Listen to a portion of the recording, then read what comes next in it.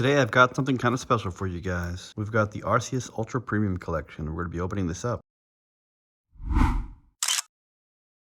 What is up, guys? My name is Brian and you're tuned into PokeTalk TV. And as I said in the intro, we're going to be opening up this Arceus Ultra Premium Collection. So just kind of up front, this box is pretty beautiful.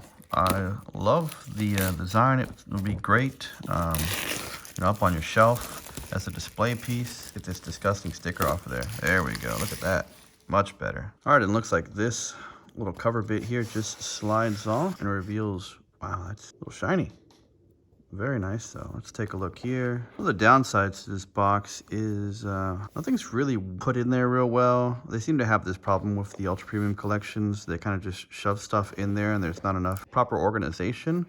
So we'll see what that means for our packs and our cards. All right, so I just opened the box up and this is kind of what I mean. So here's the metal cards. They are just literally sitting here up top. So they will slide in and out and bump up against each other and scratch up. I mean, they're still very cool, very fun little collection pieces, kind of like the Charizard and the Pikachu from the Celebrations UPC. But we'll look a little closer. So first up, we'll look at the Arceus V. Pretty cool, nice little art there. You can kind of see the details here on the metal. It'd be cool if these were like gold, but as they are here, not too bad. Next up, we've got the V-Star. Again, cool art, definitely different kind of aesthetic, but definitely a collector piece, especially if you like the metal cards. I mean, these are the third and fourth metal cards that they've made. I've gone ahead and sleeved these up so that they don't scratch up or damage up anymore. I'll throw these somewhere in my collection. Next up in the box, we get the Playmat. All right, we're gonna switch here to the wide angle, see how much of this we can fit in here, but there's our Playmat. Looks very cool, nice and spacey themed. Not too bad. All right, back here we have a little collectible box with a few things in it. So you've got your big, heavy, well, I guess not big, but they're heavy, quite weighty metal dies. We've got ourselves our little V-Star badge that they have to put in every single product. We've got a cool little Arceus coin there. Nice.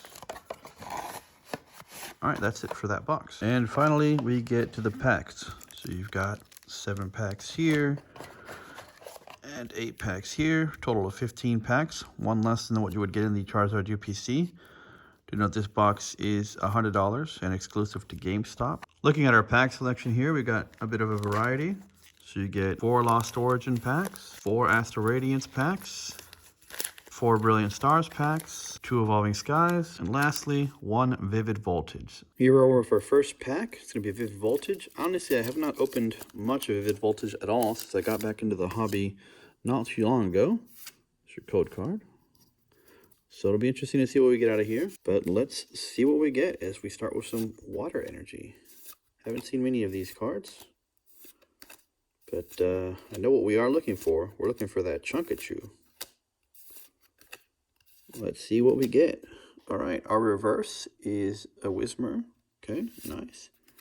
And we go into a Samurott. Moving on into Evolving Skies. Maybe we can get some nice evolution cards out of here. Maybe a full art. Oh, that's backwards. Okay, anyways, let's see what we get. So get some energy there. Nice. More little energy items. Pulling up on our reverse here pretty soon. Let's see what we get. As we get a reverse Lillipup. Very nice. Into a Stoutland. Here we are, Evolving Skies Pack 2. Maybe that artwork will give us some luck. Let's see what we get. I'm not going to say I hope for the Umbreon, because, I mean, the chances of getting that would be insane, and I'd probably just stop the video right there. As we get some water energy. What is you guys' favorite card out of Evolving Skies? Let me know down below. Alright, as we get a reverse Tropius into an Espeon V. Nice. Moving on into Brilliant Stars, and I must say, if I get 1 hit from each set, I will be happy with that. As we did get that Espeon. Why is that there in reverse? Whatever. Never know with a Pokemon Company what they do. More water energy. Let's keep going here. What could we get out of Brilliant Stars? Okay, and our reverse is an Impidimp into a Clefable. No hit out of Brilliant Stars Pack 1, but the nice thing about these last 3 sets is all it takes is one hit to make it all better. These cards are going in here reversed. Why are they doing that? Oh well. There's errors in everything, as I mentioned earlier. Alright, we get Lightning Energy. Could this be a good sign? Could we get something shocking here? As we get a Cafe Master into a Torterra.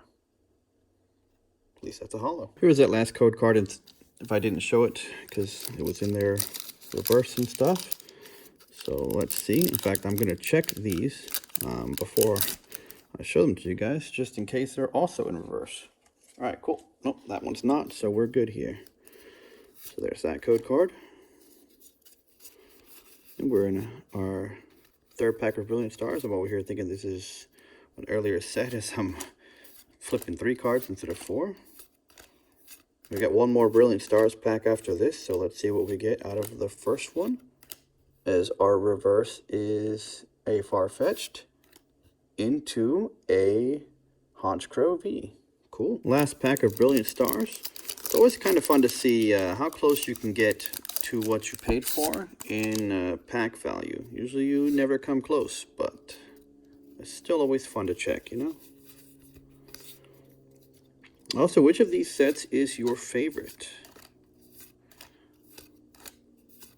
I have not opened too much of any of them, so I can't give a huge opinion. But of course, Evolving Skies is my favorite, mainly for the evolutions, as we get a Clefairy reverse there, and we go into a Wormadam. Moving on into Astral Radiance, this is the set that, aside from Vivid Voltage, I've probably opened the least.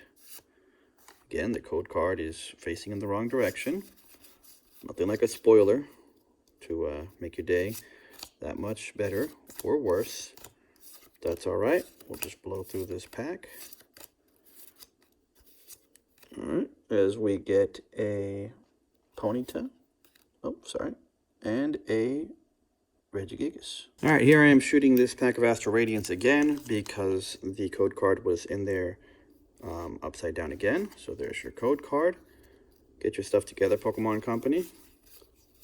So, no guesty energy here, if that's one of your things, but that's fine. We're going to go ahead and go through this pack. Don't like the ending being spoiled by the Pokemon Company. There we go. So we get a Milo, nice, and a Cleaver V, nice double hit. That's one of those benefits of those trainer galleries. So here again is that code card from the previous Astral Radiance pack. And here's the code card from this one, as this one was also put in there the wrong way. And I don't want to spoil it for you guys or well, I guess I spoiled it for myself, but that's fine because I haven't actually gone through and actually seen what is in here. All I know is the color of the code card, which doesn't matter all too terribly much. As we get a Dark Patch into a Holo Keldeo. And as the trend continues, this code card was also in reverse. Good times. Good times, I tell you.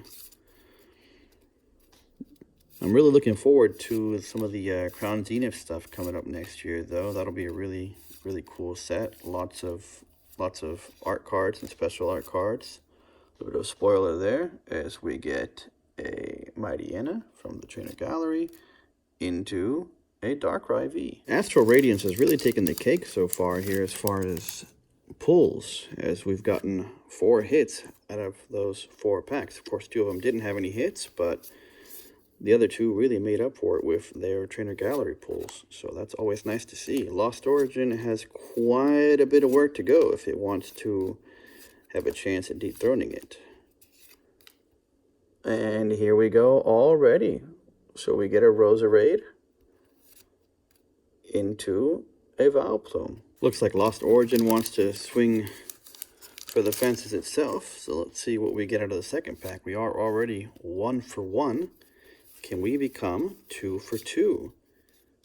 What's a little bit of a hype train here as we go through our energy and our comments and uncomments.